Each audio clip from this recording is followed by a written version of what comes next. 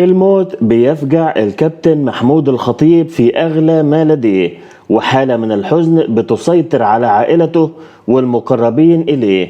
طبعا ده خبر حزين جدا، والمرة دي الفجعة جت على الكابتن محمود الخطيب أسطورة النادي الأهلي ورئيسه. الخبر نزل زي الصاعقة على كل اللي بيحبوه. أخته الكبيرة الحاجة نادرة الخطيب اتوفت بعد صراع مع المرض. قلوبنا كلنا معاه ومع أهله في اللحظات الصعبة دي.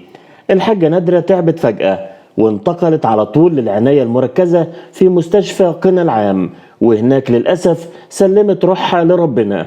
تخيلوا قد إيه الألم اللي بيعيشوه دلوقتي. المصادر القريبة من العيلة أكدت إن الدفنة هتكون في مدافن أسرتهم في قنا، وتحديدا جنب جوزها المرحوم نعيم الأمير في قرية دندرة. الكابتن محمود الخطيب وأسرته كلهم في طريقهم دلوقتي لقنا عشان يشاركوا في الجنازة ويودعوا فقدتهم الغالية.